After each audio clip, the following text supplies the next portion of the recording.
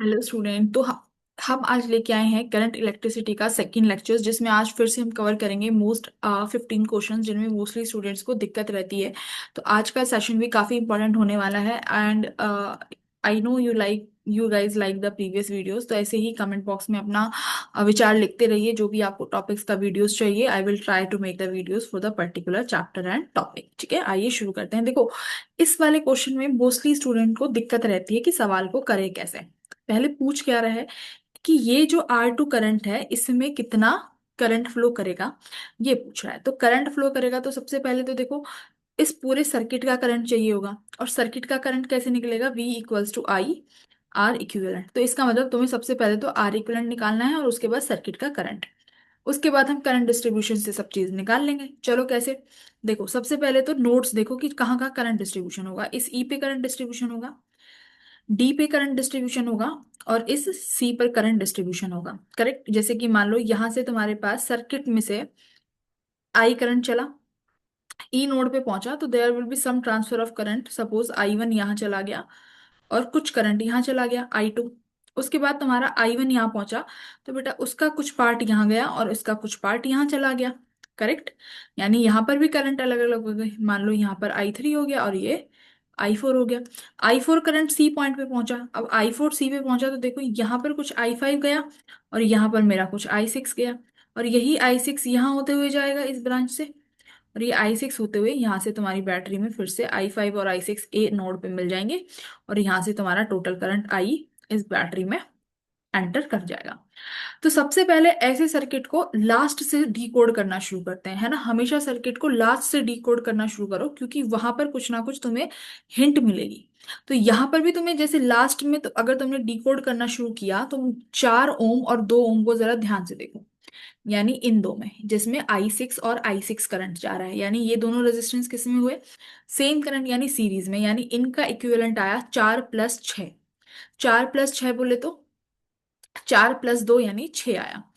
अब यहां देखो, ये R3 रेजिस्टेंस 6 ओम इसके साथ पैरेलल में, यानी सी नोड पे करंट डिवाइड हुआ। करंट डिवाइड हुआ मतलब कुछ 6 ओम में गया और कुछ इस 4+2 का इक्विवेलेंट जो 6 आया इसमें गया, यानी 6 और 6 में बट गया करंट। ठीक है। तो यानी ये सर्किट किस इस तरीके से हो गया। ये नोड मेरी सी है, ये यहाँ पर 6 ओम, और यहाँ पर 4 और 2 का इक्विवेलेंट आया 6 ओम। बात समझ में आई? ये मेरा सी नोड था, ये मेरी ए नोड। ऐसे आया, 4 और 2 को 6 बना। अब ये 6 और 6 फिर से किस में बनेंगे भाई? पैरेलल में। तो 6 और 6 का पैरेलल कितना बना? मेरा 3 बन गया। बात समझ में आई? तो यानी तुमने इस पूरे सर्किट को डिकोड कर लिया, और ये पूरा सर्किट 6 और 6 किसके बराबर आ गया? 3 के बराबर आ गया। आओ अब इस सर्किट को यहाँ रीड्रॉ करते हैं। 8 वोल्ट। इसके बाद यहाँ पर मेरे पास एक रेजिस्टेंस है 4। यहाँ पर मेरे पास फिर से एक रेजिस्टेंस है 2। अपनी इस नोड पे यहाँ क्या बनाया मैंने? 3। और यहाँ मेरे पास क्या आया अभी? 6। और यहाँ एक रेजिस्टेंस और लगा हुआ है विच इज 3। नोड्स लिख लो इनके। ई नोड, ये मेरा डी था, ये हमारा सी था, और ये मेरा ए था। इतना अब हमने सर्किट रिजॉल्व कर लिया। अब ये सर्किट रिजॉल्व करने के बाद तो मुझे नहीं लगता कि यहाँ कुछ सवाल में अब बाकी है। करेक्ट। कैसे भाई? डी पॉइंट पे तुम्हें पता ही है कि तुमने बोला था कि कुछ अमाउंट ऑफ करंट यहाँ गया है विच इज योर I3, कुछ करंट यहाँ गया है विच इज योर I4। अब देखो, यही R4 इस AC वाली ब्रांच में जाएगा। यानी एक सेकेंड, 6 और 6 का ये 3 आया था, राइट? इसको 3 बनाओ। हाँ, तो ये वाला 3 इस AC वाली ब्रांच में भी जाएगा, यानी यहाँ I4 और ये I4 सेम हो गए। That means this 3 and 3 will be in series. तो इस 3 और 3 को अब किस में करो? सीरीज में करो। 3 और 3 को सीरीज में करोगे तो कितना बनेगा? 6 बनेगा। तो यानी अब मेरा जो सर्किट, फिर से मैं रीड्रॉ ही करूंगी, नया सर्किट बना लेते हैं यहाँ पे। ये सर्किट अब आपका कैसे बन गया देखो। 2 यहाँ पे आया, 4 यहाँ पे आया, 3 और 3 6 यहाँ आया बेटा, और ये एक सर्किट यहाँ बना मेरा कितना? 3 ओम का। अब ये नोड डी था। भाई डी पॉइंट से तो करंट डिवाइड हो ही रहा है। डी पॉइंट से तो करंट डिवाइड हो रहा है। कुछ यहाँ जा रहा है, कुछ 3 में जाएगा, कुछ 6 में जाएगा। इसका मतलब 3 और 6 किस में हो गए? 3 और 6 बेटा हो गए पैरेलल में। तो 3 और 6 का पैरेलल कॉम्बिनेशन कितना बनेगा? 3 और 6 का पैरेलल कॉम्बिनेशन बनेगा 2। तो यहां पर लगा दो 2 ओम। बात समझ में आई? और यहाँ है हमारी बैटरी, कितने की? 8 वोल्ट की। तो अब फिर से क्या दिखा कि ये वाला 2 और ये वाला 2 सीरीज में हो गए, क्योंकि ई नोड से करंट डिस्ट्रीब्यूट हो रहा था। कुछ 4 ओम में जा रहा था जो हमने I2 माना है, कुछ अपना 2 में जा रहा था जो हमने I1 माना है। देख लो सर्किट में। यानी अब ये 2 और 2 फिर से सीरीज में हो गए। इन और दो को क्या लिख दोगे भाई? 2 और 2 सीरीज में हो गए, तो इन्हें अब यहाँ पे आप बना दोगे क्या? 4। अब क्या दिख रहा है? ये 4 और ये 4 मुझे किस में दिखाई दे रहे हैं? ये 4 और ये 4 मुझे दिखाई दे रहे हैं पैरेलल में। तो 4 और 4 का पैरेलल कितना हो जाएगा बेटा? 2 हो जाएगा। तो यहां से तुम सीधा आर इक्विवेलेंट कितना निकाल लोगे? 2 ओम का आर इक्विवेलेंट आ गया। ठीक है, 4 और 4 का 2 आ गया। तो यहां से V equals to I R कितना हो जाएगा? V equals to I R. R हमारे पास 2 आ गया और V मेरे पास 8 है, तो करंट की वैल्यू आ गई बेटा 4 एम्पियर। बात समझ में आ गई? करंट 4 एम्पियर आ गया। अब बात आई कि सर्किट 4 ओम तक जहां करंट निकालना है वहां तक करंट लेके कैसे जाएंगे। अगर अब तुम इस 4 एम्पियर को लेके फिर से इस बड़े वाले सर्किट में घुसोगे, मेरी बात समझ में आई? 4 एम्पियर को लेके फिर से इस बड़े वाले सर्किट में जाओगे तो फिर तो नहीं हो पाएगा। तुमने देखना है कि तुमने अपना लास्ट सर्किट कहाँ सिंप्लीफाई किया है। जैसे मेरा लास्ट सर्किट ये था, थर्ड, यहां तक हमने सिंप्लीफाई किया है। तो देखो, जो मेरा करंट था ई पॉइंट पे पहली बार डिस्ट्रीब्यूट हुआ है, कुछ I2 और कुछ I1। तो देखो ये दोनों 4 और 4 बेटा सेम है, तो यानी I1 और I2 बराबर बटे होंगे। यानी I1 कितना आया? 2 एम्पियर। I1 से ही लेना देना है। ये I1 कहाँ पहुंचा होगा? देखो अब मेरे पास इस सेकंड वाले डायग्राम में जरा आओ। सेकंड डायग्राम में ई टर्मिनल से हमने क्या निकाल लिया? करंट कितना निकला यहाँ से? 2 एम्पियर आ गया। 2 एम्पियर आगे बढ़े, अब कहाँ पहुंचे तुम? डी पॉइंट पे। डी पॉइंट पे अब करंट बटेगा। डी पॉइंट पे करंट बटेगा। ये 3 है। अब ये 3 और 3 बेटा, इनका इक्विवेलेंट हमने यहाँ पर 6 बनाया था, तो मैं यहाँ पे 6 बना रही हूँ। ठीक है, देखो 3 और 3 का 6 आया था, तो यहाँ पर अब आपको 6 बनाना पड़ेगा। करंट तो ऐसे ही बटा है, तो यानी ये 3 और 3 मिलके कितना बना? 6 ओम। 6 आया। अब तुम्हें I3 और I4 निकालना है। तो देखो, मेरे को I3 से तो कोई मतलब नहीं है, I3 तो सीधा A में पहुंच जाएगा। मुझे I4 से मतलब है, क्योंकि जरा टर्मिनल इसको देखो, जरा नोड सी को देखें। सी नोड को देखो। सी नोड पे कौन सा करंट आ रहा है भाई? सी नोड पे आ रहा है I4। यानी यही I4 मेरा कितना होगा? जो ये 6 ओम वाला है। तो इसका मतलब पहले हमें I4 चाहिए। तो I4 बेटा कैसे निकालोगे बताओ? How do you identify I4? इस सर्किट को थोड़ा यहाँ बना लेती हूँ। देखो ऐसे आया, ये 8 वोल्ट है, ये मेरा 2, यहाँ 6, और ये 3 है ना। ये इस तरीके से है। तो मेरे को अभी I4 चाहिए, और I4 किस वाली ब्रांच में है? जहाँ 6 ओम लगा हुआ है, यानी ये वाला I4 चाहिए होगा। तो कैसे करना है भाई? सी पे टोटल करंट कितना आ रहा है? 2 एम्पियर, इतना याद रखना। तो अब I4 आप फटाफट निकाल सकते हो कि I4 क्या होगा भाई। रेशो में ले लो, 3/9 मल्टीप्लाई बाय टोटल करंट कितना है? 2। ऐसे ही तो लेते हैं रेशो, कि मेरे पास 3 और 6 पैरेलल में है, तो I is inversely proportional to 1/R। 6 वाले में निकाल रहे हैं तो ऊपर दूसरा वाला रखेंगे, रेजिस्टेंस 3। तो ये मेरा कितना आया बेटा? 2/3 एम्पियर। 2/3 of ampere. तो यानी तुम्हें ये पता चल गया कि सी टर्मिनल पे I4 वाला करंट जा रहा है। अब आ जाओ अपने मेन सर्किट में। सी टर्मिनल पे I4 करंट आ गया, जो जिसकी वैल्यू तुम निकाल चुके हो, कितना? 2/3 एम्पियर। बात समझ में आई? 2/3 आ गया। अब देखो, अब तुम्हारा ये फिर से बटेगा। तो यहाँ पर मैंने इसको और कैसे सिंप्लीफाई किया हुआ है इस सर्किट को, यहाँ पे देखो, ग्रीन पेन से बनाया हुआ है। ये 4 और 2 6, यहाँ ये 6 आया, और ये ऊपर 6 एम्पियर, 6 ओम आया। तो सी पॉइंट पे टोटल करंट जो एंटर कर रहा है वो कितना है? 2/3 एम्पियर। अब ये 2/3 एम्पियर फिर से 2 ब्रांचेस में बटेगा, जो कि ऊपर 6 एम्पियर है, नीचे 4 और 2 का कॉम्बिनेशन है। ध्यान से सुनो, सी टर्मिनल पे करंट I4 आ रहा है, जो कि 2/3 एम्पियर है। करेक्ट। अब ये 2/3 एम्पियर का करंट एक तो 6 ओम में जाएगा, और एक नीचे जो 4 और 2 का रिजल्टेंट है 6, इन दोनों ब्रांचेस में बटेगा, और दोनों सेम रेजिस्टेंस है, तो करंट भी बराबर बराबर बटेगा। यानी इस 6 ओम में 1/3 जा रहा होगा, और इस 4 ओम में भी 1/3 एम्पियर जा रहा होगा, क्योंकि ये 4 ओम इस 6 से मिलके बना है, करेक्ट। तो 4 और 2, यहाँ पर जो करंट डिस्ट्रीब्यूट होगा 1/3 होगा। Option number third will be your correct answer. तो सर्किट को सिंप्लीफाई करो, आर इक्विवेलेंट निकालने के लिए लास्ट से सर्किट को शुरू करो, और जब करंट डिस्ट्रीब्यूट करो तो तुमने जो सिंप्लीफाई सर्किट किया है वहां से करना शुरू करो और उस बड़े वाले सर्किट तक पहुंच जाओ। ठीक है, चलो नेक्स्ट क्या कह रहा है।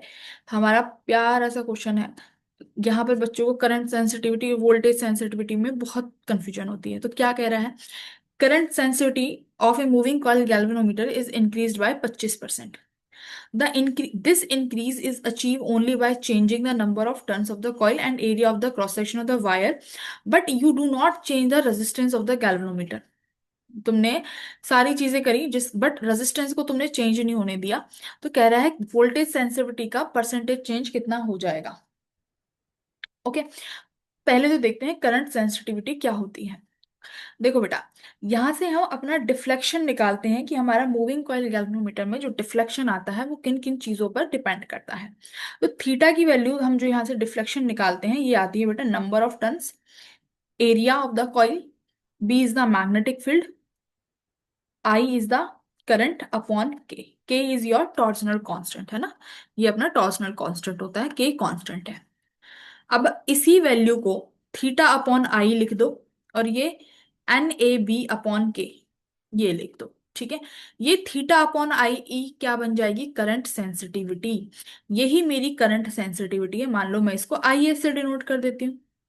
यही हमारी करंट सेंसिटिविटी है कि deflection, deflection per unit current भी बोल सकते हो, या current per unit deflection. IS क्या है, current sensitivity. Current, current per unit deflection बोल सकती हूँ मैं, क्या दिक्कत है इसमें। करंट पर यूनिट डिफ्लेक्शन आप आराम से बोल लो, कोई इशू नहीं है। इसी को हम IS बोलते हैं भाई। किसके बराबर आया ये, NAB/K। ठीक है, तो आपने यहाँ से करंट सेंसिटिविटी तो निकाल ली। अब बात आती है वोल्टेज सेंसिटिविटी क्या है भाई। वोल्टेज सेंसिटिविटी क्या होगी, V = IR होता है। तो यहां से अगर मैं निकालूं तो मेरी बेटा वोल्टेज सेंसिटिविटी जो आती है वो as it is IS upon, बस आप रेजिस्टेंस लिख दीजिए गैलन उसका, गैल्वेनोमीटर कॉइल का। ठीक है, आपने यहाँ पे रेजिस्टेंस लिख दिया R। तो IS की value as it is NAB/K/R। तो ये तुम्हारी क्या हुई, वोल्टेज सेंसिटिविटी। तो अगर मैं यहाँ से मोटा मोटा देखूं तो तुम्हें साफ साफ दिखाई दे रही है voltage sensitivity current sensitivity upon R के बराबर है। अगर मैं इस R को कांस्टेंट कर देती हूं तो मेरी वोल्टेज सेंसिटिविटी का इंक्रीमेंट डिक्रीमेंट सब डिपेंड करेगा करंट सेंसिटिविटी पे। यानी यहां से एक लाइन लिख सकते हो क्या मैम, एक लाइन ये लिखो, इफ R इज कांस्टेंट, अगर मेरा रेजिस्टेंस कांस्टेंट है दैट मीन्स वोल्टेज सेंसिटिविटी किसके प्रोपोर्शनल हो जाएगी, करंट सेंसिटिविटी के। तो अगर तुम्हारा करंट सेंसिटिविटी 25% बढ़ा है तो दैट मीन्स वोल्टेज सेंसिटिविटी भी कितने से बढ़ेगा भाई, 25% से बढ़ेगा। बात समझ में आई, 25% से बढ़ जाएगी। ठीक है, बाकी अगर और वेरिएशंस देखें तो तुम्हारे सामने फॉर्मूला है, number of turns, areas, everything. इसके अकॉर्डिंग आप देख सकते हो कि क्या बढ़ेगा क्या घटेगा। These are the formulas. ठीक है, थीटा अपॉन आई को करंट पर यूनिट डिफ्लेक्शन भी बोलते हैं। अगेन एक प्यारा सा सवाल आता है कि मेरे, ये क्वेश्चन भी बहुत अच्छा है। देखो क्या है, एक रेक्टेंगुलर पैरेललोपाइप्ड है जिसका मेजरमेंट दिया हुआ है तुम्हें इस तरीके से। ठीक है, 1/100। कह रहा है कि if it specific resistance is this, specific resistance मतलब रेजिस्टिविटी दी हुई है आपको ये। कह रहा है कि मुझे ये बताइए कि then the resistance between the two opposite rectangular faces will be. तो दो रेक्टेंगुलर के फेसेस का जो रेजिस्टेंस होगा वो कितना होगा। देन द रेजिस्टेंस, देखो बिटवीन बोला है यानी दो रेक्टेंगुलर फेसेस के बीच में करंट ट्रांसफर कर रहा होगा, तो वहां कितना रेजिस्टेंस पैदा होगा, कितना रेजिस्टेंस मिलेगा वो बताइए। कोई बात नहीं, बना लेंगे, आसान सा है।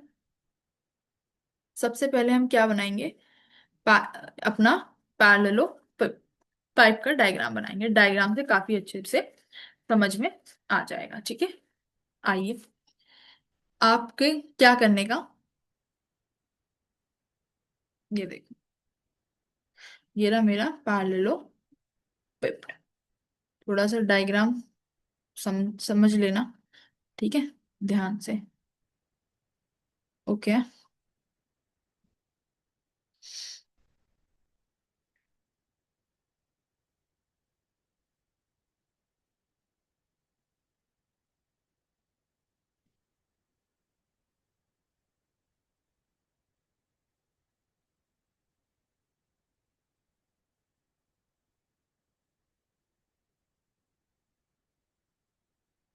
I think this line is not important, you just make like this, ठीक है।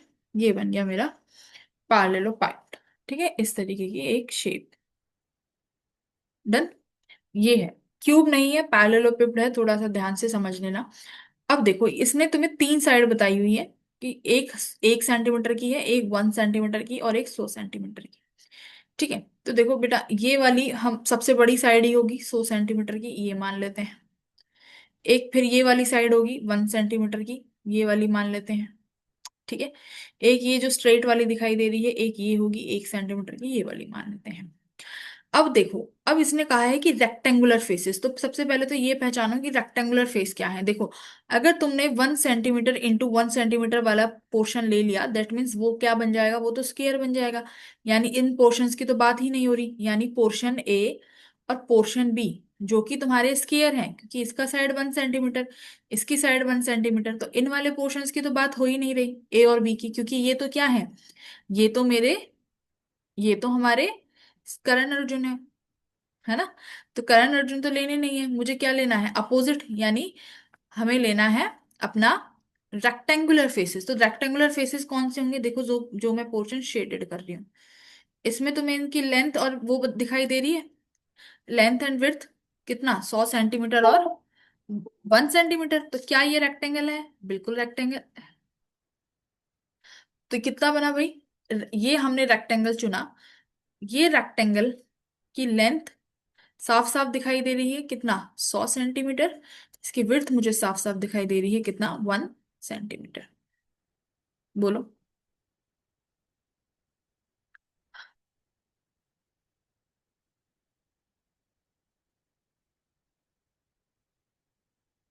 है ना, ये हमें क्या दिखाई दे रही है, इसकी लेंथ, और ये हमें इसकी दिखाई दे रही है विड्थ, लेंथ और width, ठीक है। आ जाओ। अब क्या करना, अब क्या करना है, मेरे को रेजिस्टेंस निकालना है। तो रेजिस्टेंस का फॉर्मूला क्या बनेगा, इसका मतलब ये जो ऊपर वाली जो मैंने जो शेडेड पोर्शन किया है, इसका मतलब इन ब्रांचेस में करंट फ्लो कर रहा होगा ऐसे, आई करंट। तो ये इसी के पोर्शन की बात कर रहा है कि ये पोर्शन कितना होगा। देखो, ये अभी मेरी बात ध्यान से सुनना, मैंने ये रेक्टेंगल का दिखा है कि रेक्टेंगल की लेंथ और विड्थ इतनी है, जो मुझे अभी इस डायग्राम में दिखाई दे रही है। अब रेजिस्टेंस का फॉर्मूला होगा रो एल अपॉन ए, रेजिस्टेंस का फॉर्मूला है रो एल अपॉन ए, ठीक है। अब ये लेंथ कौन सी है, ये लेंथ वो है कि जिस क्रॉस सेक्शन में करंट फ्लो करता है। मेरे बहुत ध्यान से सुनो, क्वेश्चन बहुत अच्छा है। ये एल वो वाली लेंथ होती है जिस क्रॉस सेक्शन में करंट फ्लो करता है। तो भाई तुम्हारा करंट तो इस शेडेड पोर्शन में फ्लो कर रहा है, यानी ये वाली डिस्टेंस, और ये वाली लेंथ कितनी है भाई मेरे पास, जल्दी देखो बेटा, प्यारे बच्चों जल्दी बताओ, ये वाली लेंथ कितनी है, मैम 1 सेंटीमीटर। तो इसका मतलब जब रेजिस्टेंस निकालोगे, रेजिस्टिविटी तो सीधा सीधा लिख दोगे, कितना, 3 इंटू 10, देखो ये गिवन है रेजिस्टिविटी, 3 इंटू 10 की पावर माइनस 7। तो रेजिस्टिविटी तुमने लिखी सीधा सीधा, रेजिस्टिविटी हम रजिस्ट 3 into 10 to the power minus 7। Length क्या लिखेंगे, अब बच्चे लेंथ लिख के आ जाते 100 सेंटीमीटर, यही हो जाता क्वेश्चन, गड़बड़ आ जाती, मतलब ज्यादा गड़बड़ नहीं आती, क्योंकि यहाँ पर 10 to the power minus 7 already उन्होंने तुम्हें दे दिया है, बट स्टिल उन्होंने इजी बनाना था, तुम कॉन्सेप्ट समझो। बात समझ में आई। यहाँ हम क्या लिखेंगे, 1 centimetre which is your 10 to the power minus 2 upon area. तो area 100 centimetre multiply 1 into 10 to the power minus 4, तो ये क्या बना, 3 into 10 to the power minus 7 multiply 10 to the power minus 2 upon में 10 टू द पावर माइनस 2, तो ये तो cancel हो गया, तो रेजिस्टेंस सीधा कितना आया, 3 10 टू द पावर माइनस 7 ओम। तो यहां पर सीधा सीधा आंसर क्या हो जाएगा, 3 आंसर हो जाएगा। मेरी बात समझ में आ गई, ठीक है। इस तरीके से इनकी लेंथ सेंटीमीटर सब चीजें ली गई हैं। आओ, अगेन वेरी गुड क्वेश्चन, बहुत अच्छा क्वेश्चन है। ये सेम कॉन्सेप्ट 2025 में पूछा गया था, सेम कॉन्सेप्ट का सवाल 2025 में रिपीट हुआ है, ठीक है। इसीलिए कहते हैं PYQs are very important, concept repeat होते हैं हर बार। क्या कह रहा है सवाल, देखो, ये हमसे कह रहा है यहाँ पर तुम्हें बहुत उलझाने के लिए दो ऑप्शंस दिए हुए हैं, जरा ऑप्शन 1 और ऑप्शन 4 देखो, छोटी सी गलती और बच्चा गया, ठीक है। सवाल पढ़ते हैं। Equivalent resistance between the adjacent corners of the rectangular N sided polygon of a uniform wire of resistance R. तो ये क्या कह रहा है, इक्विवेलेंट रेजिस्टेंस बताओ, equivalent resistance between the adjacent corners of a rectangular n-sided polygon of uniform wire of resistance। ये रहा सारा सवाल का सार, ये रहा। इन्होंने बोला है कि हमने एक यूनिफॉर्म वायर ली है जिस वायर का रेजिस्टेंस आर है, उस एक वायर से तुमने एन साइड का पोलीगन बनाना है और उसके एडजेसेंट कॉर्नर के हमें इक्विवेलेंट रेजिस्टेंस बता दो। तो अपनी मर्जी से, अगर तुम्हें समझ नहीं आ रहा एन वेन क्या लेना है, तो तुम्हें पॉलीगन तो पता ही है क्या होता है। अगर मैं स्क्वायर बना दूं तो मेरे पास चार साइड का हो जाएगा, चार साइड का जिसे हम क्या बोलते हैं, स्क्वायर। सबसे आसान तो वही है। पॉलीगन का मतलब है ना एन साइडेड, मतलब सिमिलर साइड्स होनी चाहिए। तो बेटा अगर सपोज करो मैंने यहां पर एक स्क्वायर बनाया जिसकी चार साइड है, चारों साइड बराबर होंगी, बराबर होंगी, स्क्वायर लिया है। अब ये स्क्वायर इस एक ही वायर में से बनाया गया है जिसका रेजिस्टेंस आर है। तो ये हर वायर का रेजिस्टेंस आर बाय फोर हो जाएगा कि नहीं हो जाएगा? हर वायर का रेजिस्टेंस आर बाय फोर होगा। बस यहीं पे यही चीज थी जो हमें याद रखनी थी। तो A B C D adjacent मतलब किसी दो एक साथ जुड़ी हुई साइड के अक्रॉस निकालना है, तो हम ए सी डी के अक्रॉस निकाल देते हैं। तो सी डी के अक्रॉस निकालने का मतलब क्या है बेटा, जिसके अक्रॉस पूछा जाए उसके अक्रॉस एक बैटरी जमा दो।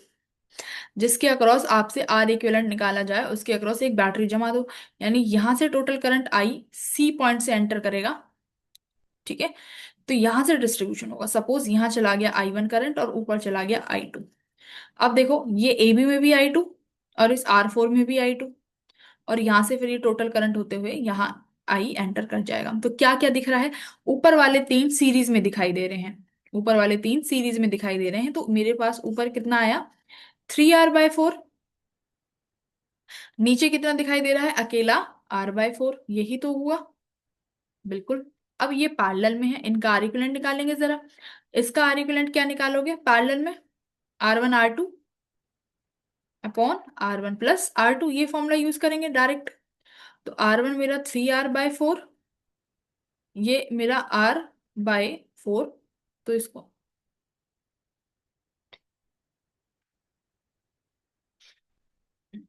इसको आप लिख लो वन आर बाय फोर, ठीक है।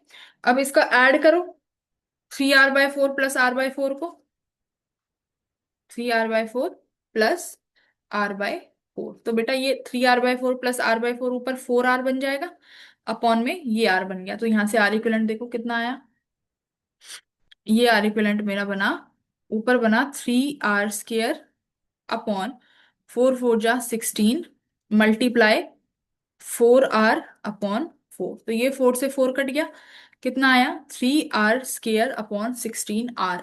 एक आर से आर कैंसिल हो जाएगा, कितना आया, थ्री बाय सिक्सटीन आर। तो देखो यहाँ पर जो मैंने पॉलीगन लिया था उसकी वैल्यू एन की वैल्यू थी चार, है ना। चार साइड है तो एन की वैल्यू चार हो गई। अब तुम्हारा आंसर एन के टर्म्स में है ना कि तीन और चार के टर्म्स में। तो क्या करना है, इस तीन को क्या लिख सकते हैं, देखो ये ही दिमाग लगाना पड़ेगा। तीन को क्या लिख सकते हो, एन माइनस वन।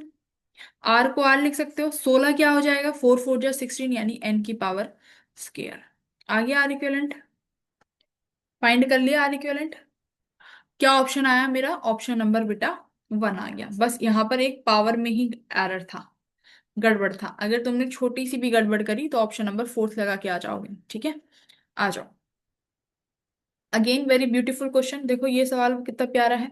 क्या कह रहा है इसमें, I one plus I three by I two का रेशियो निकालना है। तो देखो ये आई वन है, ये आई टू है, ये आई थ्री है, ठीक है। कैसे करेंगे, या तो केसीएल लगाओ या केवीएल, और तो कोई ऑप्शन दिखाई नहीं दे रहा। सबसे आसान होता है केसीएल। केसीएल में हर पॉइंट का, हर जंक्शन का वोल्टेज आइडेंटिफाई कर लो, मजा आ जाएगा। तो बेटा देखो अगर मैं इस पॉइंट का पोटेंशियल जीरो वोल्ट मान लेती हूँ, और ये बैटरी अगर 20 वोल्ट की है, तो यहाँ कितना पोटेंशियल बनना चाहिए मैम, यहाँ तो 20 वोल्ट बनना चाहिए, बन जाएगा।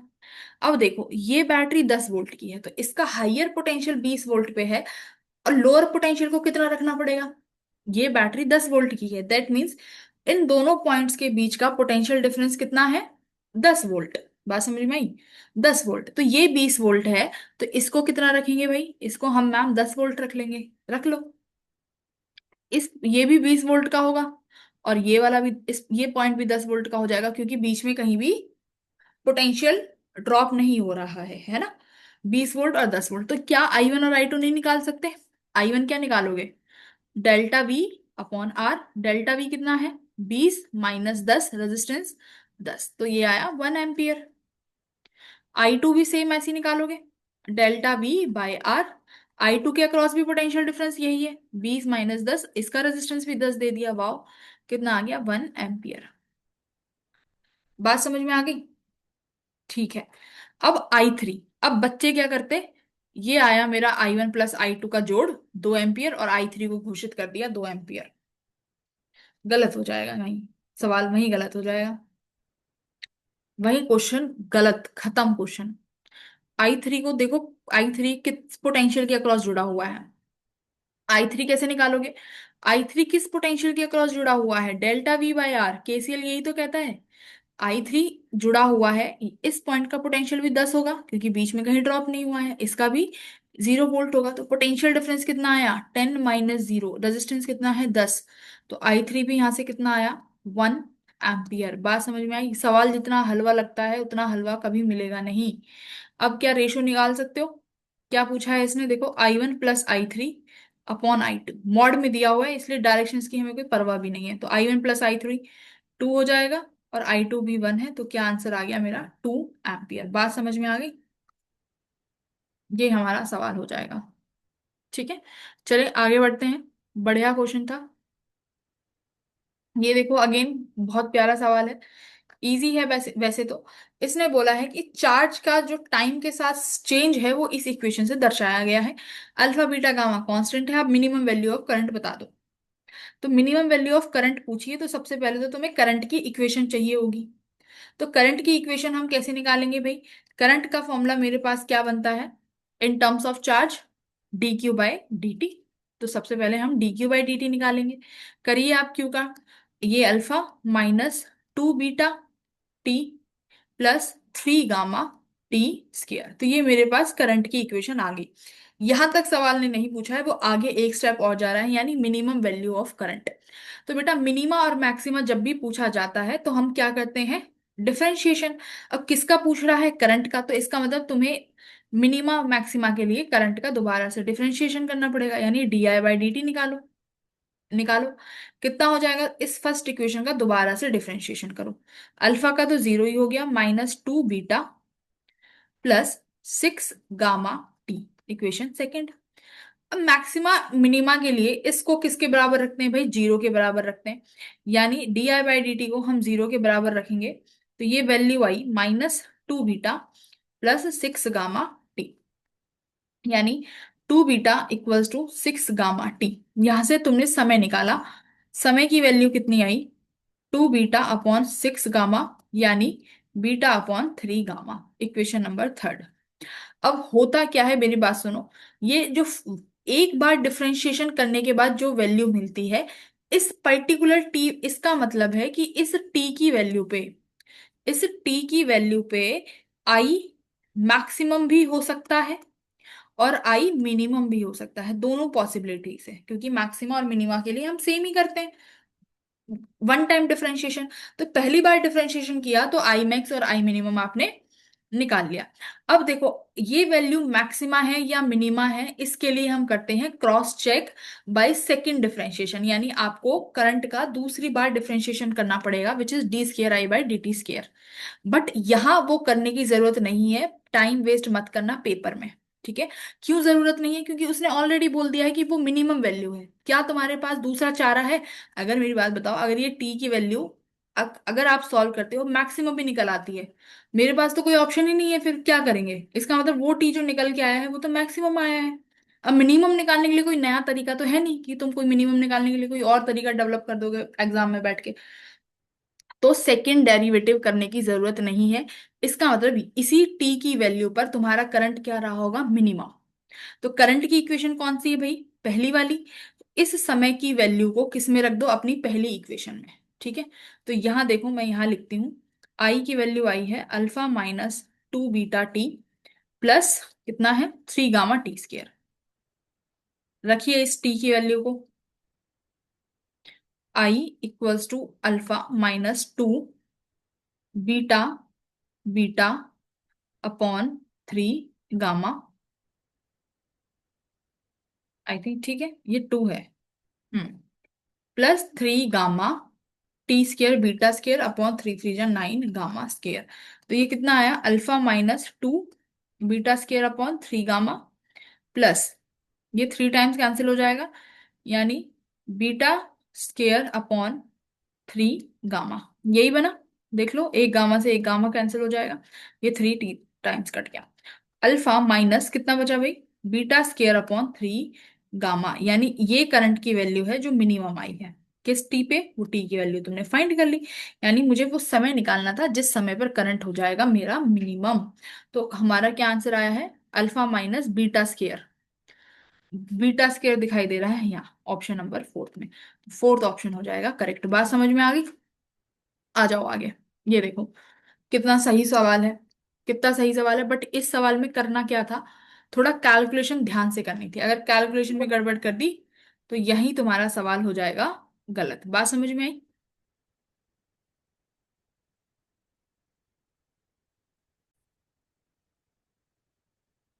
ये क्वेश्चन भी बहुत इंपॉर्टेंट है, देखो कैलकुलेशन बेस्ड क्वेश्चन है। यहाँ पर अब सीरीज पैरेलल में कंफ्यूजन, तो सबसे पहले मैंने तुम्हें बोला है पॉइंट्स का पोटेंशियल नोट किया करो कि किस पॉइंट का क्या पोटेंशियल है। देखो अगर ये ए पॉइंट पे है तो बेटा ये भी ए पे होगा, ये भी ए पे होगा। इफ दिस इज बी तो ये भी बी पॉइंट पे जाएगा और ये भी बी पे, और बीच का कोई अलग पोटेंशियल मान लो, लेट करो ओ पॉइंट ओ। ठीक है, तो देखो ये वाला 8 और ये 2 किसके बीच में कनेक्टेड है, ओ ए के बीच में, यानी सेम पोटेंशियल। तो 8 और 2 का पैरेलल कितना बनेगा, 8 और 2 का पैरेलल कितना बनेगा, निकालो। ओ और ए के बीच में आर ओ ए कितना बना, 8 2 जा 16 और 10, तो ये कितना आया 1.6। ठीक है, अब ऐसे ही निकाल सकते हैं R O B. R O B कितना बनेगा, देखो ये 4 है और ये 6 है, तो 6 24 अपॉन 6 प्लस 4 10, तो यानी ये आया 2.4। बीच का सर्किट हमने कर लिया रिजॉल्व। इस सर्किट को कैसे ड्रॉ कर दो, इस सर्किट को यहां रीड्रॉ करते हैं। ठीक है, अच्छा ये आ गया। अब ऊपर वाले देखो, ये वाला 1.5 और ये 0.5 दोनों सीरीज में दिखाई दे रहे हैं भाई, करंट जाएगा इन दोनों में, ऊपर ऊपर सेम जाएगा। तो ये कैसे बना, देखो ए और बी के बीच में टर्मिनल जोड़ने हैं। ठीक है, ऊपर वाला 1.5 प्लस 0.5 यानी 2 ओम आ गया, यहां मेरे पास है 12 ओम। ऐसे ही यहां हमने बीच में क्या लगाया कि ये मेरा आया 1.6 और बेटा यहाँ कितना बना 2.4, यही था। ये बीच में ओ था, यहाँ बी कनेक्ट होगा, तो ये बी वाला पोटेंशियल हुआ। बात समझ में आई? इसके नीचे यहाँ कितना बना हुआ है 1 ओम, तो यहाँ तुमने लगाया 1 ओम। ठीक है, अब ये देखो, अच्छा ये 6 है, सॉरी 6 ओम, ये वाला 6। अब ये एक और एक फिर से किस में हो जाएंगे, ये देखो ए बी के ये वाले 1 और 1 ये किस में हो गए सीरीज में, तो यहाँ कितना लगा दोगे तुम, 2 लगा दिया, तो ये सर्किट रिजॉल्व हुआ ऐसे।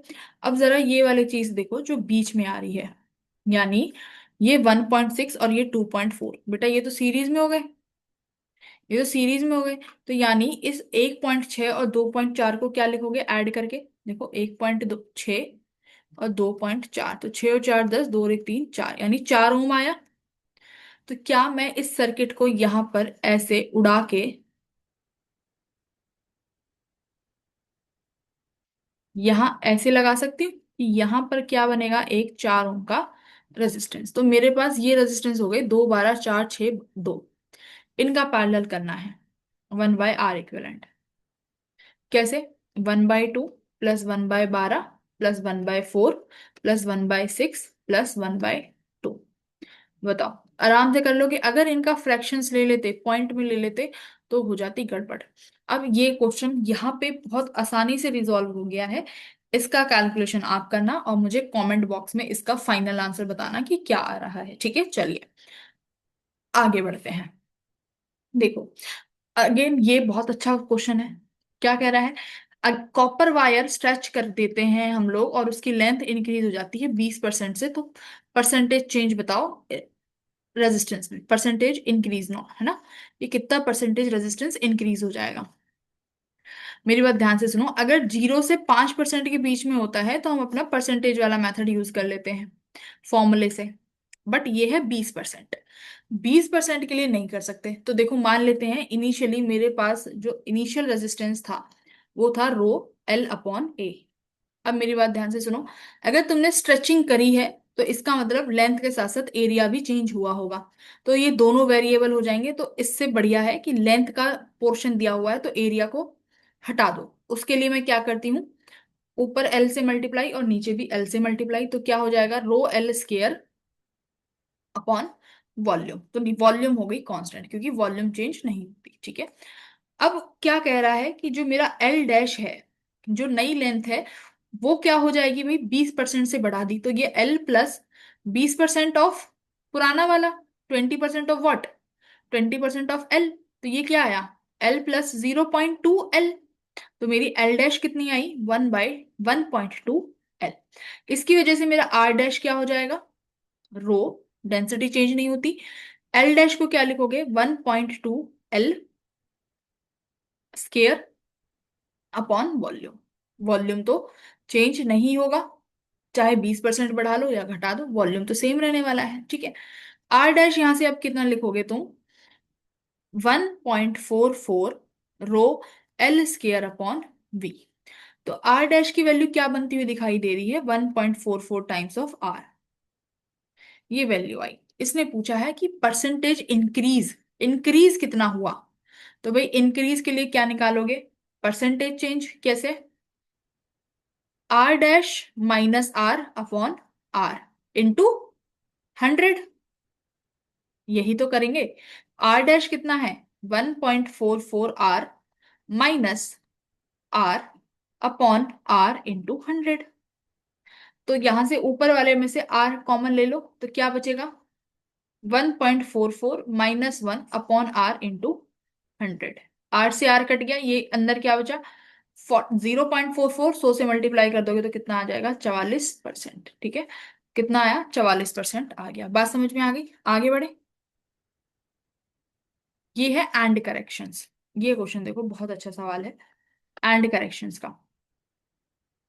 सवाल में देखते हैं क्या कह रहा है, 2022 का क्वेश्चन है, अच्छा क्वेश्चन है, 3 साल से नहीं आया है तो होपफुली 2026 में एंड करेक्शंस आ सकती हैं। क्या कह रहा है, एक मीटर ब्रिज है which is shown in the figure, it is used to determine an unknown resistance R using a given resistance of 15 ohm, मतलब आपके पास एक नोन रेजिस्टेंस है 15 का, एक अननोन रेजिस्टेंस है, और ये 100 मीटर की वायर है। जनरली हम क्या करते हैं, ये हमारा व्हीटस्टोन ब्रिज का प्रिंसिपल होता है, जहां पे ये जो लेंथ होती है ये किसके कॉरेस्पॉन्डिंग होती है, हमारे रेजिस्टेंस के, है ना, यहाँ पे हम रेजिस्टेंस पर यूनिट लेंथ लेके चलते हैं। तो यानी नोन रेजिस्टेंस सपोज R1 और मेरा दूसरा रेजिस्टेंस है R2, अपॉन ये कितनी लेंथ को बैलेंस कर रहा है वो लिखते हैं हम, R2 को क्या लिखते हैं हम, 100 माइनस ऑफ एल, एल लिख दो, L1 मैंने क्यों लिखा है मुझे भी नहीं पता, एल लिखेंगे, R1/L, R2 100 माइनस एल, 100 क्यों लिखा, क्योंकि जो मेरी ये मीटर ब्रिज की जो वायर होती है बेटा ये 100 सेंटीमीटर की होती है, ठीक है।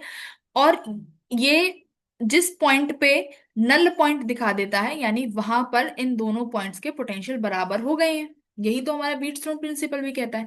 यानी ये वाली लेंथ और ये 15 ओम, लेंथ का मतलब क्या है भाई, कंडक्टर है, कंडक्टर की लेंथ है, उसके पास रेजिस्टेंस होगा, यानी यहाँ इनके रेजिस्टेंस व्हीटस्टोन वाली ब्रिज की कंडीशन को सेटिस्फाई कर रहे होंगे, तभी ये नल पॉइंट मिला है, बिल्कुल।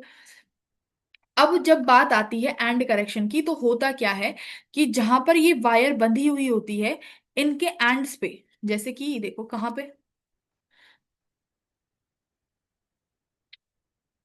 जैसे कि ये ए पे, भाई आपने जैसे ए और बी के एंड के बीच में एक तार बांधी तो कुछ वायर ए और बी के हिस्से में लिपट जाती है, ए और बी के बांधने में, है ना, तो वहां पर हमारा एरर आता है, उस एरर को सही करके क्या लिखते हैं देखो, R1/L+α, यानी ये ए वाली एंड करेक्शन है अल्फा, तो R2 क्या बनेगा बेटा, R2 बनेगा 100 - L प्लस बीटा। तो अल्फा कहाँ की एंड करेक्शन है, ए की, और बीटा कहाँ की एंड करेक्शन है, बी पॉइंट की। ये होता है मेरे पास फॉर्मूला। ठीक है। कई बार अल्फा और बीटा निकालने के लिए भी बोल दिया जाता है। तो अगर तुम्हें ये जानना है कि अल्फा एंड बीटा कैसे निकालते हैं, तो कमेंट बॉक्स में लिख दो, मैं इसके ऊपर एक छोटी सी 10 मिनट की वीडियो लेके आ जाऊंगी कि अल्फा एंड बीटा फाइनली निकालते कैसे हैं। यहाँ तो मुझे दिया ही हुआ है, क्या दिया हुआ है, एंड करेक्शन बताओ, एंड ए का 2 सेंटीमीटर है, वो तो मुझे दे दिया। अगर एंड ए का 2 सेंटीमीटर है, बीटा का इन्होंने दिया ही नहीं हुआ, मतलब बीटा का यहाँ पर हमारे पास कोई एंड करेक्शन नहीं होगा, सिर्फ अल्फा का दिया है तो अल्फा में ही होगा। तो R1 कितना दिया हुआ है बेटा, 15।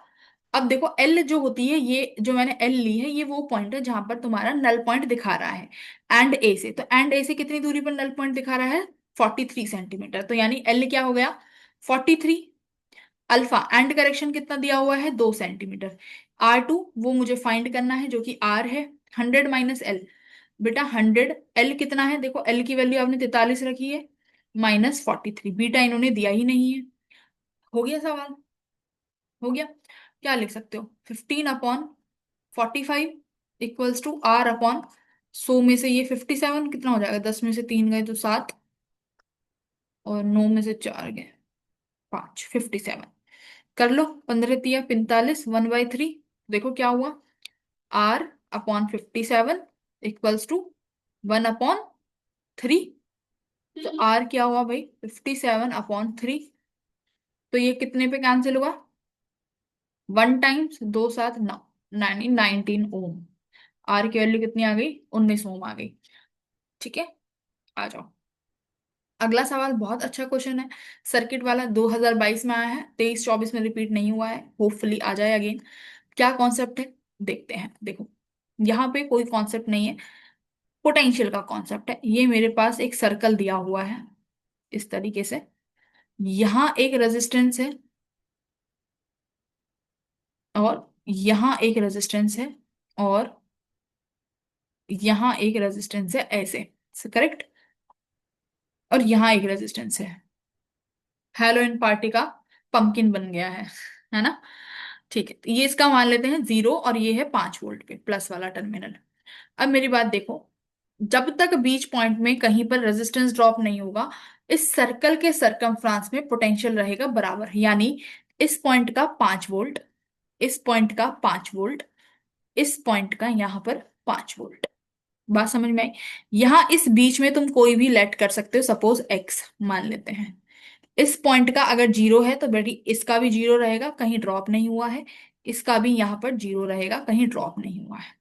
देखो ये रेजिस्टेंस 2.5 दे रखा है, ये मेरे को 5 दिया हुआ है, ये 5 दिया हुआ है, और ये भी 5 दिया हुआ है। तो अब तुम्हारे पास सारे टर्मिनल्स हैं, अब हम अटैच तो कर ही सकते हैं। और किस किस के बीच में निकालना है भाई, पोटेंशियल साफ दिख रहा है, किस किस के बीच में, 0 और 5 वोल्ट के बीच में ही निकालोगे पोटेंशियल। जो करंट पूछा है वो निकालना है, और तुम्हारा पूरा सर्किट 5 वोल्ट की बैटरी से जुड़ा हुआ है, तो कैसे जोड़ोगे। ये मेरे पास 0 वोल्ट है, यहाँ क्या जुड़ा हुआ है, 0 वोल्ट और 5 वोल्ट के बीच में। तो 0 और 5 वोल्ट के बीच में तो मुझे एक ही रेजिस्टेंस दिख रहा है, और बीच में यहाँ एक्स दिख रहा है। तो 0 to x के बीच में क्या है, एक 5 ओम का रेजिस्टेंस है, ये मेरा एक्स टर्मिनल। 0 और x के बीच में एक और रेजिस्टेंस लगा हुआ दिखाई दे रहा है, ये रहा, ये भी कितने वोल्ट, ये भी कितने एम्पियर का, ओम का है, 5 का। क्या 0 x, क्या x और 5 के बीच में कोई रेजिस्टेंस दिखाई दे रहा है, ओहो, ओके। यहाँ पर हमने कुछ गड़बड़ कर दी, ये जो 5 5 है, ये 5 और x के बीच में है, तो इसको 5 वोल्ट बना लो। ठीक है, कोई दिक्कत नहीं है, कर लेंगे। आगे मुझे क्या दिखाई दे रहा है, 2.5 वाला, तो 2.5 वाला कहाँ लगा हुआ है, 0 और x के बीच में, यानी यहाँ पे 2.5, यहाँ क्या बनेगा, 0 वोल्ट। ये 5 वोल्ट पे था अपना। अब 5 और 0 के बीच में एक ही रेजिस्टेंस है, कौन सा, ये 5 वोल्ट, ये 5 ओम है ना, जो सबसे बाहर आउटर पे लगा हुआ है। देखो कौन से वाले की बात कर रही हूं मैं, ये वाली, ये वाला रेजिस्टेंस है ना 0 और 5 के बीच में, तो ये 0 और 5 वाला नीचे लगा दिया। बाकी ये 0 x 0 x, ये 0, ये तुम्हारे x और 5 के बीच में। तो ये 5 और 5 का पैरेलल क्या बनेगा भाई, बेटा 5 और 5 का पैरेलल बना 2.5, यहाँ पर भी एक ढाई है और यहाँ पर 5 है। तो ऊपर ढाई और ढाई फिर सीरीज में हो जाएंगे 5, और ये नीचे 5 पैरेलल में। तो 5 और 5 का पैरेलल कितना बन जाएगा, फिर से 2.5 ओम। तो यानी आर इक्विवेलेंट कितना निकाल लिया तुमने, 2.5 ओम। ठीक है, 2.5 ओम। तो V equals to I R करोगे, वोल्टेज ऑलरेडी 5 है, रेजिस्टेंस ढाई आ गया, तो आई कितना आ जाएगा, जल्दी बताओ, निकाल लोगे, 2 आ जाएगा, 2 एम्पियर आई थिंक, 5/2, 2 एम्पियर आ गया। ठीक है, बढ़िया, हो गया सवाल। आगे बढ़ते हैं, आगे क्या कह रहा है। आगे देखो, ये भी बहुत प्यारा क्वेश्चन है, मस्त सवाल है ये भी। सवाल रीड्रॉ कर लेते हैं, बट सवाल रीड्रॉ कर लेते हैं, देखो क्या है सवाल, यहाँ पे रीड्रॉ कर लेते हैं मैं।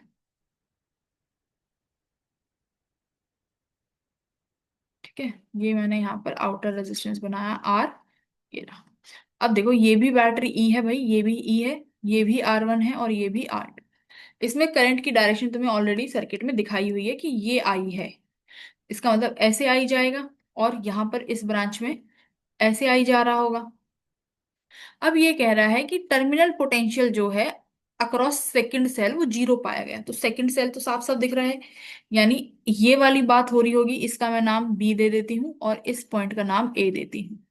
यानी यहाँ पर इस सेकंड सेल के टर्मिनल का पोटेंशियल 0 पाया गया, यानी टर्मिनल की बात करें तो VA-VB 0 पाया गया। तो VA-VB पहले तो निकालिए, तो कैसे लिखेंगे, ए से बी तक चलना शुरू करिए अकॉर्डिंग टू द KCL। ठीक है, तो मैंने VA लिखा।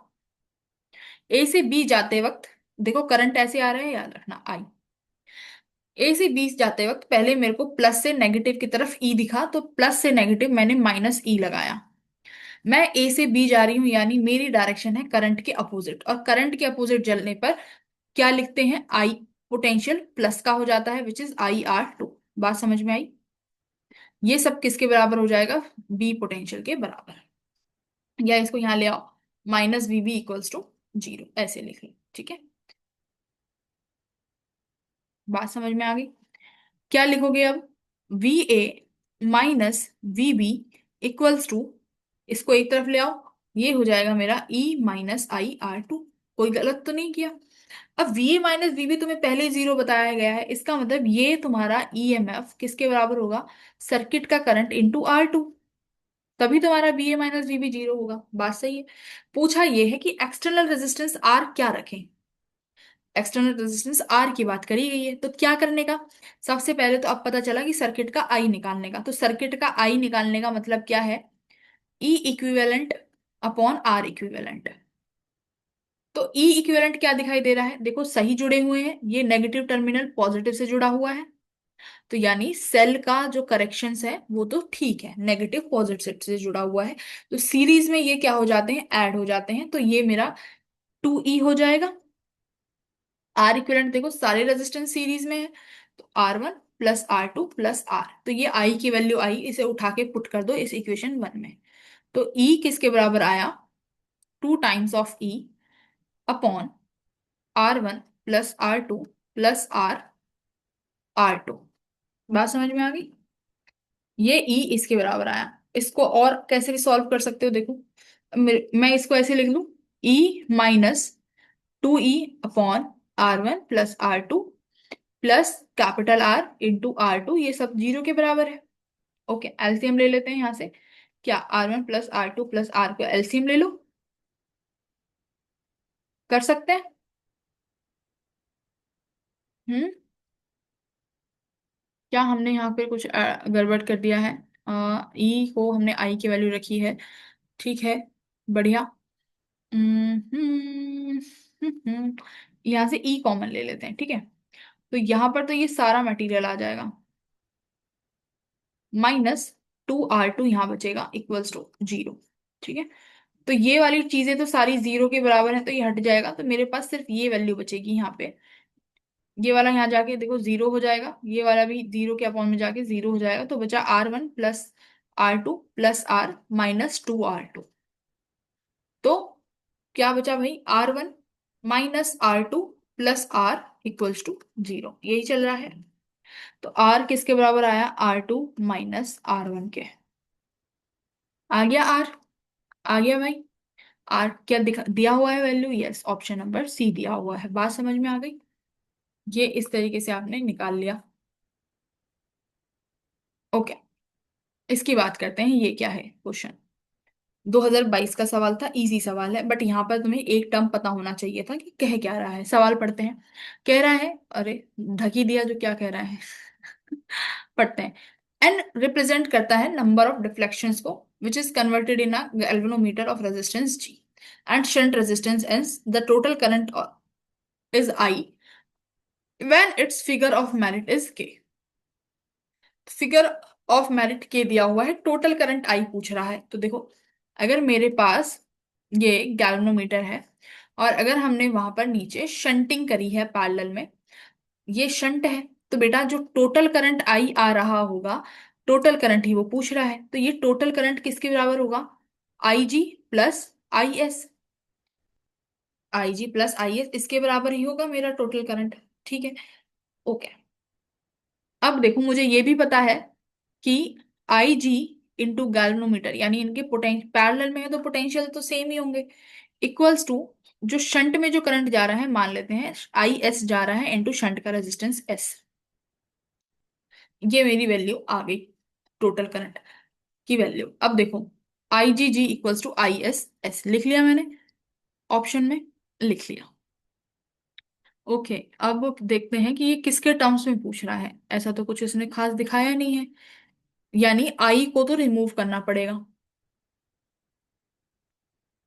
ओके, सी, यहां पर इन्होंने बोला है फिगर ऑफ मेरिट इज के। अब बात आती है कि फिगर ऑफ मेरिट क्या है। तो बेटा फिगर ऑफ मेरिट कुछ नहीं है, figure of merit is what, reciprocal of current sensitivity. जो करंट सेंसिटिविटी है उसका रेसिप्रोकल है। तो करंट सेंसिटिविटी अभी पढ़ा है, क्या होता है, करंट सेंसिटिविटी अभी पढ़ा है तुमने क्या, current per unit deflection, theta upon I. यही आई एस है, यही मेरा आई एस है। और ये आई कौन सा होता है, अभी मेरा गैल्वेनोमीटर का करंट है। तो आई एस को अगर मैं 1/IS लिख दूं, तो यही मेरे को क्या मिल जाएगा, figure of merit which is के। ठीक है, I S is the current sensitivity, याद रहेगा। तो ये थीटा अपॉन आई जी होगा। ठीक है, तो ये वैल्यू है। तो यानी मेरे को गैल्वेनोमीटर का करंट रखना होगा, शंट का करंट रिमूव करना होगा, क्योंकि आई जी से मैं के में कन्वर्ट कर सकती हूँ यहाँ पे। देखो, तो क्या करो, total current I equals to I G plus I S की वैल्यू क्या हो जाएगी फ्रॉम इक्वेशन 1, क्या हो जाएगी देखो, I G capital G upon capital S.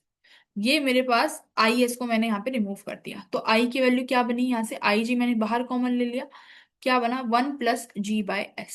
बात समझ में आई कि मैंने आई जी क्यों रखा है यहाँ पे, क्योंकि फिगर ऑफ मेरिट के टर्म्स में बात कर रहा है, यानी करंट पर यूनिट डिफ्लेक्शन, और वो हम किसके टर्म्स में लिखते हैं, गैल्वेनोमीटर के करंट की।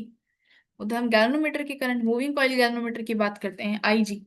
तो ये मेरी वैल्यू आई, बट आंसर तो अभी भी लिखा हुआ नहीं दिखाई दे रहा है। देखो, I equals to I G, G plus S upon S, ये आया। तो यहां से कुछ तो पता चल रहा है कि या तो सेकंड आंसर होगा या 4, है ना। देखो क्या आया मेरा, ये मेरा यहाँ लिखते हैं, ये मेरी आई की वैल्यू बेटा बन रही है आई जी इंटू जी प्लस एस अपॉन एस। अब गैल्वेनोमीटर को उड़ाना पड़ेगा, आई जी का जो करंट है आई जी को लिखना पड़ेगा। तो अब इस इक्वेशन से देखो, आई जी किसके बराबर है, आई, ये के किसके बराबर है, 1/IS, है ना।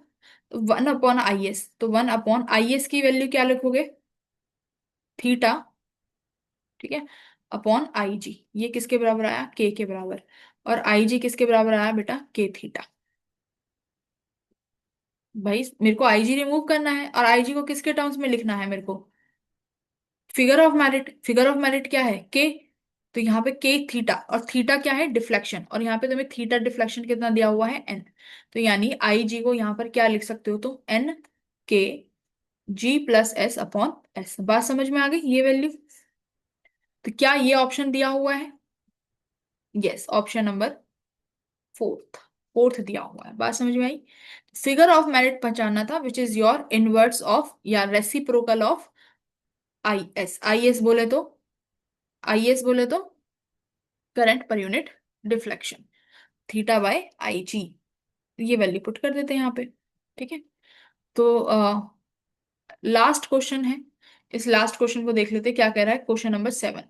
A resistance dissipate this amount of energy in 1 second, and when a current of 4 ampere is passed through it, when the current is double, the amount of thermal energy will be। तो ये भी easy है। देखो, हमारे पास heat dissipation का formula दिया हुआ है जब करंट पास करता है। तो हीट का फॉर्मूला क्या होता है? I²RT।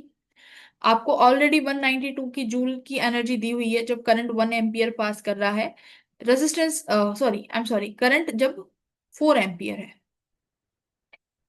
Current of 4 ampere pass through it in 1 second. तो यानी रेजिस्टेंस मेरे पास नहीं है, समय मेरे पास एक दिया हुआ है। तो 192/16 अगर मैं कर दूं तो मेरे पास यहां से रेजिस्टेंस की वैल्यू आ जाएगी। बात समझ में आई? अगला क्या कह रहा है कि मुझे बताओ जब करंट डबल कर देंगे तो अमाउंट ऑफ थर्मल एनर्जी क्या होगी। यानी तुम्हें H' निकालना है। आपने I'²R, टाइम कितना दिया हुआ है भाई? 5 सेकेंड में, यानी टाइम को 5 रख दो। आई तुमने पहले से डबल कर दिया है, यानी पहले 4 था तो 4 का डबल 8 हो जाएगा। 8 8 जा 64। रेजिस्टेंस आप पहले इक्वेशन से निकाल लेंगे, ×5। तो H' आई थिंक बहुत आसानी से आ जाएगा। आपको इसका आंसर कमेंट बॉक्स में लिखना है। ठीक है, आइए आगे बढ़ते हैं। स्टील रॉड का क्वेश्चन है। ये भी बहुत अच्छा क्वेश्चन है, आसान है। टेंशन पूछा है। क्या कह रहा है कि एक रॉड है जिसका यंग्स मॉडुलस दिया हुआ है, उसका आपको थर्मल कॉफिशिएंट दिया हुआ है, linear thermal coefficient 10⁻⁻⁴। Actual length इतना, और एरिया ऑफ क्रॉस सेक्शन भी दिया हुआ है। हीट करते हैं 0 डिग्री से 400 डिग्री सेल्सियस पे without being allowed to extend. ठीक है, तो टेंशन कितना प्रोड्यूस हो जाएगा? तो टेंशन यानी फोर्स की बात कर रहा है। तो यंग्स मॉडुलस में हमारे पास क्या होता है? Force upon area into Δ/L/L। ये मेरे पास यंग्स मॉडुलस का फॉर्मूला होता है, यानी ये फोर्स निकालना है। मेरे पास एरिया भी है, मेरे पास यंग्स मॉडुलस भी है, एफ मेरे को निकालना है। लेंथ ऑलरेडी दी हुई है 4 सेंटीमीटर की, मेरे को Δ/L नहीं दिया हुआ, करेक्ट? तो Δ/L कैसे आएगा? क्या मेरे पास थर्मल एक्सपेंशन से Δ/L की इक्वेशन नहीं है क्या? L0 alpha ΔT। ये मेरे पास Δ/L आ जाएगा। L0 4 है, अल्फा तो मैं दिया हुआ है 10⁻⁻⁵। ΔT कितना है? 0 से 400 डिग्री सेल्सियस, तो यहाँ पे लिख दो 400। Δ/L तुम्हारे पास आ गया, ये तुम्हारी इक्वेशन है। सारे फॉर्मूले में पुट कर दो, एफ निकाल लो। फोर्स ही यहाँ पर क्या बनेगी? Tension reduce. ठीक है, आ जाओ इस क्वेश्चन को करते हैं। ठीक है, ये सवाल देखो। ये किसका सवाल है? ये वाला तुम मुझे बताओगे कि ये क्वेश्चन किस कॉन्सेप्ट पे बेस्ड है। इस वीडियो को देखने के बाद तो आई होप तुम इस सवाल को तो कर पाओगे। मुझे ये बताना ये क्वेश्चन किस कॉन्सेप्ट पे बेस्ड है। लास्ट क्वेश्चन किस कॉन्सेप्ट पे, ध्यान से देखो। वीडियो को पॉज करो और मुझे बताओ ये कॉन्सेप्ट किस क्वेश्चन पे, किस तुम्हारे आज के लेक्चर के किस कॉन्सेप्ट पे बेस्ड है। आ जाओ हम करते हैं अब ये वाला सवाल। काफी अच्छा क्वेश्चन है।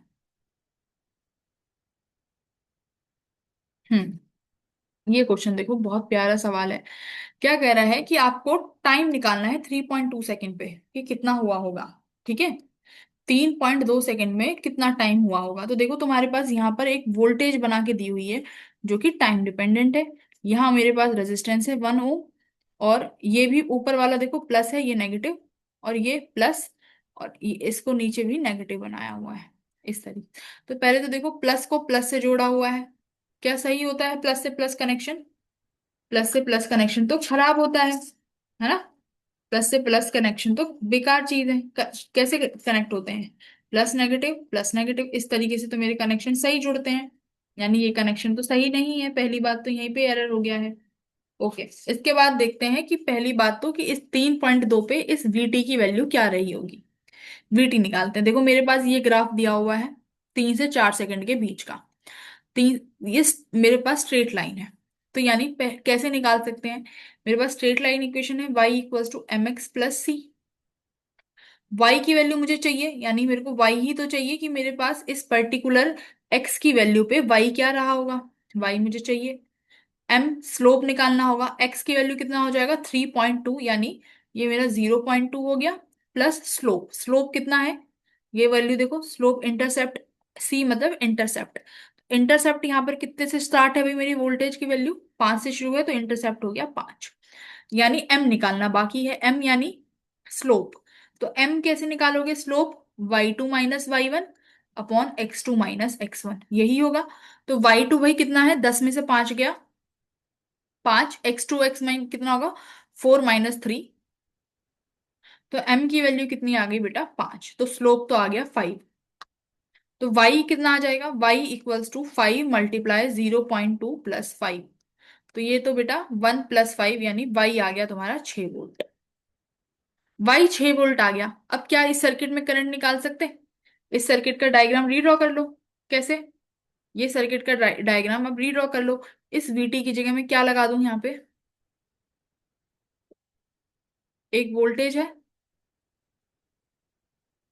कितने वोल्ट की, 6 वोल्ट की, ऐसे, यहाँ प्लस यहाँ माइनस, ये रेजिस्टेंस 1 है, तो तुम लिखोगे v equals to I R, और v बेटा इक्विवेलेंट, ये प्लस माइनस ये गलत जुड़े हुए हैं, यानी मेरा v जो इक्विवेलेंट में बनेगा वो तो 1 वोल्ट ही आया, और रेजिस्टेंस कितना दे रखा है मुझे ऑलरेडी, 1 वोल्ट, 1 ओम, तो मेरा करंट भी कितना आ जाएगा 1 एम्पियर का, तो आई भी कितना आया 1 एम्पियर, ठीक है।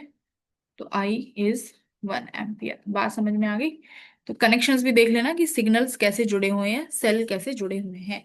I hope you like this video, and अगले क्लास में मिलेंगे विद सम न्यू चैप्टर। मैं वेव ऑप्टिक शुरू करने जा रही हूँ, तो वहां से 4 नंबर का एक सवाल पक्का है, तो स्टे ट्यून्ड और आगे की सारी वीडियोस को देखते रहिए।